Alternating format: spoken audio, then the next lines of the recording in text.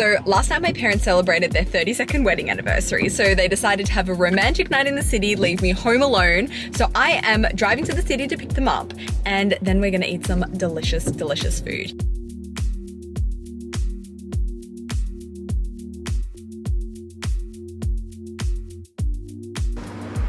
Hello. Hello. How was it? Really good. Yeah. Lovely. Did you have fun? Yeah, really nice day. It was fun. Ready for some food? Ready. Oh, I just had a big breakfast. When you knew we were filming this. Has a big hotel breakfast. Dad. A hotel breakfast. Oh, I'm a bit curious. Where are we going and what are we going to eat? We're eating a cuisine that we haven't eaten together before, and it's actually a type of cuisine that I don't know a whole lot about because I've never been there. So today we're going to be eating foods from Taiwan. So it's a place I've always wanted to go. Haven't been there yet, definitely will go there one day, and I've heard that the food is absolutely incredible. So because I don't know a whole lot about Taiwanese food, I've actually invited my Taiwanese friend who is going to be our food guide for today. So my friend has told us to meet him here at Mother Chu's Taiwanese Gourmet restaurant here in Chinatown. So Mother Chu's Taiwanese is a Taiwanese restaurant situated in Chinatown, and we've been here since 1991, so 2021, so this is our 30th year here. Oh my gosh. So Mother Chu is actually my grandmother. So my parents opened the restaurant in her name because she was this really amazing cook. And when she moved to Australia in the late 80s, she was like 70, in her late 70s, but she was just cooking and she was so good. Yeah, so my dad, we opened the restaurant together, and and since then it's been a family-owned restaurant, and it still is. My friend John has arrived. Hey John. Hello. So today I'm here with Amy, and we're gonna do introduction into Taiwanese food. I was so happy to have John with us because the menu here is super extensive and I would have had no idea what to order.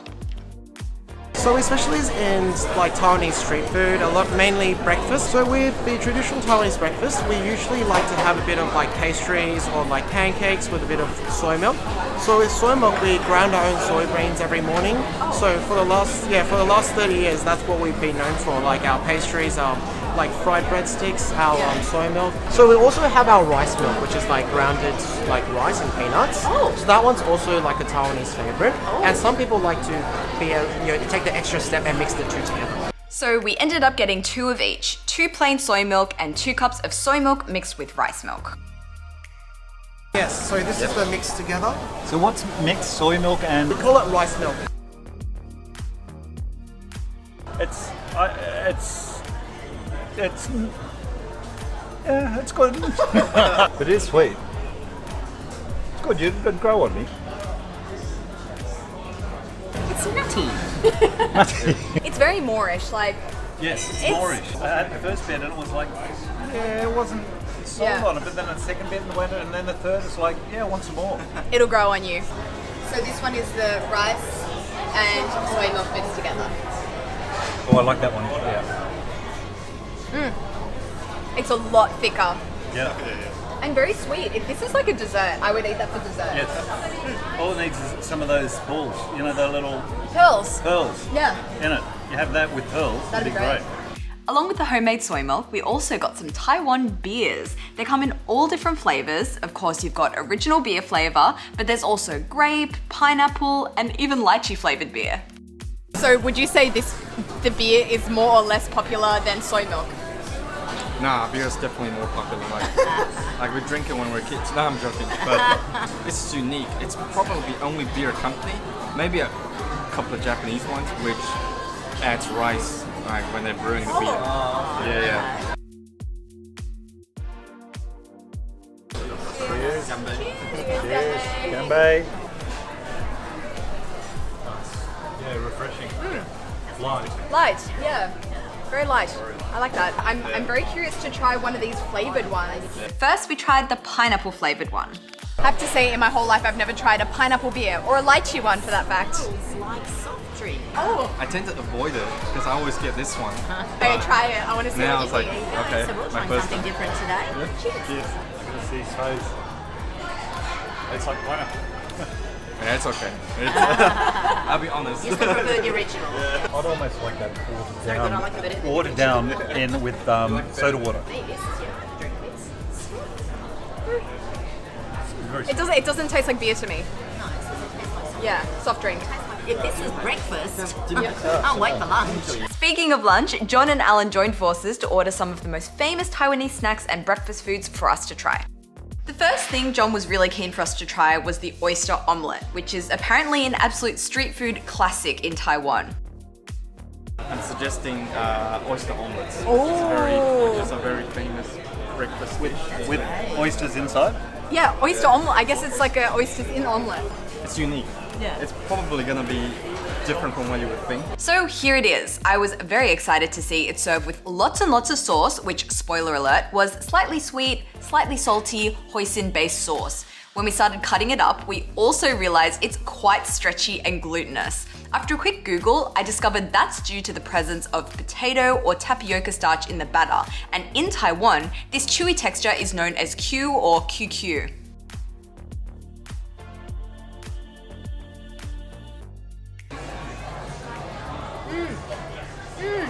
It reminds me of a marinara pizza.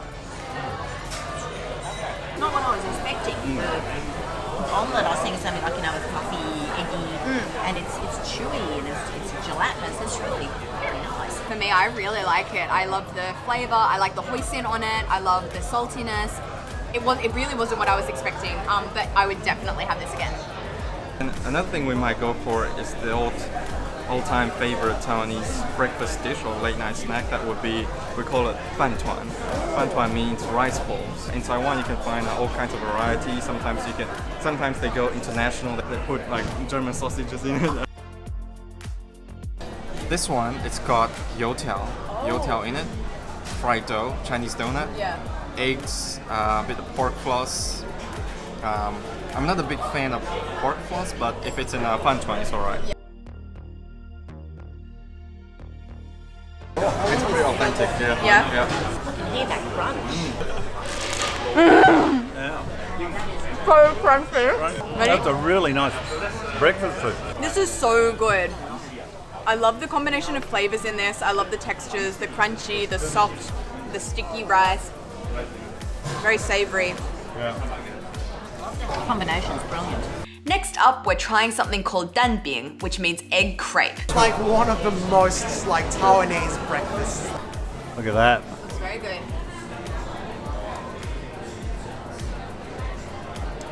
Oh yeah. Oh, that sauce is great. This is honey sauce. It's a sweet sauce. Try this. This is ridiculous. It tastes like a toffee.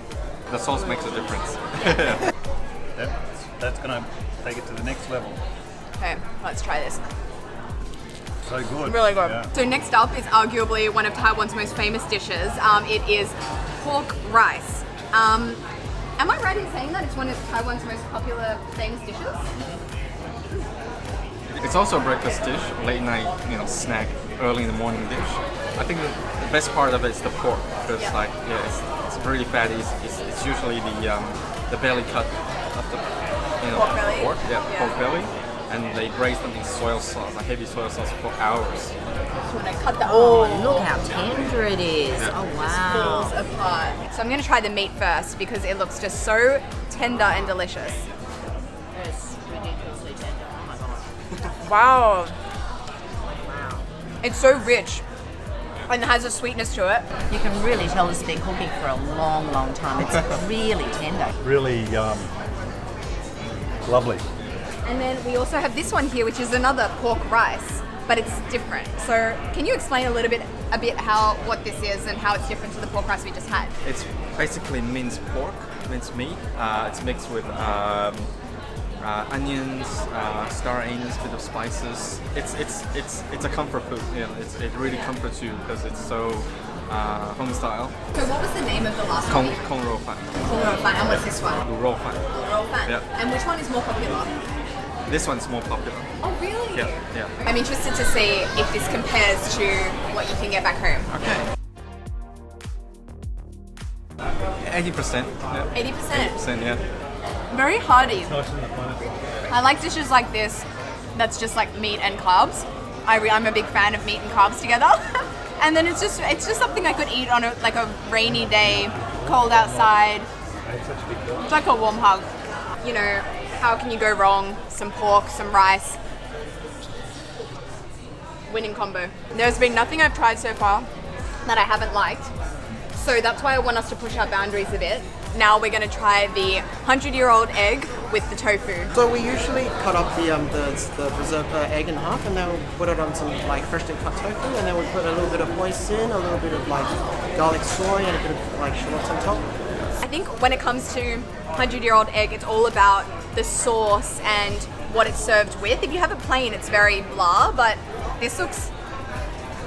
Oh, it has a big sesame kind of smell to it. A lot of sesame oil. Looks good. But you said you often have them and you've hated them before. Well, the thing is, when I've had them before, that people have just given it to me plain. Like, oh, hey, foreigner, try eating this 100-year-old egg. Or is that like Australians and Vegemite? Yeah, it's like, hey, here's a spoonful of Vegemite. Like, people don't eat it like that. You need to have it with other things. So it's actually only been recently that I've discovered that I really like a 100-year-old egg, and it's all about the flavors that it's with. So excited to try this one today. It's an acquired taste, even for Taiwanese. Yeah. For me, it took me a long time. I used to hate it when I was a kid. Yeah. I got the egg and the tofu. I'm going for it. Yeah. I really like that sesame taste to it.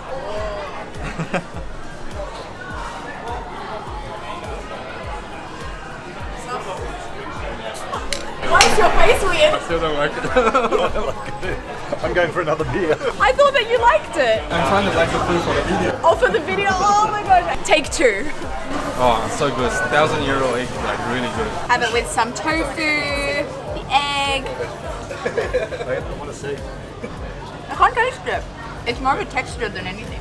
It's an acquired taste. You have to be very like sophisticated to understand 100-year-old egg. Hey guys, just want to take a quick break so I can tell you about the sponsor of this video, Skillshare. So Skillshare is an online learning community. It has thousands of classes over a wide range of topics. So whatever your hobby is, whatever you want to learn, odds are you'll be able to find it on Skillshare. So as you may have heard in one of my previous videos, I've been learning how to use this. I bought a new camera and Skillshare was my one-stop shop for learning how to use this beast. But now, when it's coming to editing, I'm using Skillshare to learn how to use Lightroom, which is arguably more complicated than how to use the camera itself. So when I type into Skillshare Lightroom, there is like 390 results that come up. There are so many classes on there that can teach you how to use Lightroom, how to edit your photos, and I've been finding it so super useful. So if you're interested in trying out Skillshare for yourself, you can check the link in my description, and for a limited time only, the first 1,000 people are going to be getting a free trial of Skillshare Premium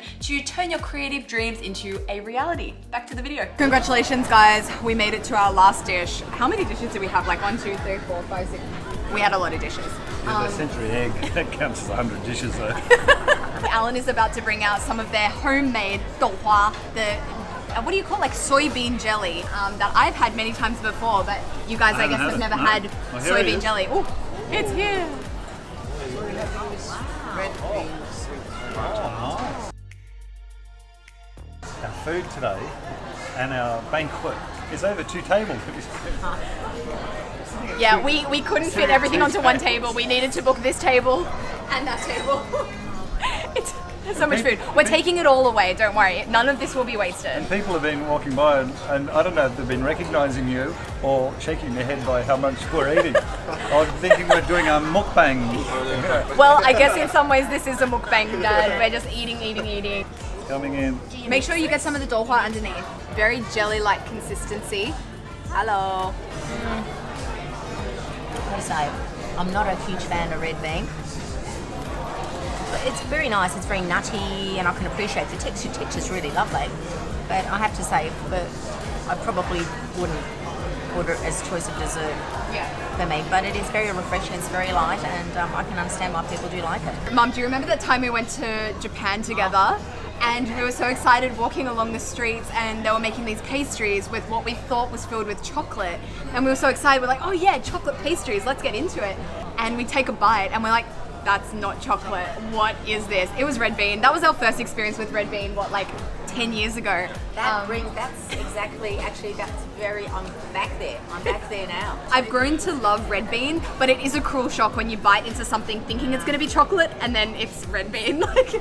I think a lot of it is about an acquired taste because I'm not like familiar with the texture, with the red bean, and it's one of those things like, for example, the soy, that milk. When I first had it, I'm like, oh, you know. But the more you have it, the more you enjoy it, and the more you appreciate. Oh, that's actually really nice. I imagine, even though my first response to that dessert is, I don't know. I have a sneaking suspicion if I was hungry enough, which I'm not, and I kept eating it, I would probably go, actually, I quite like that. Some of the savoury dishes were sweeter than the dessert.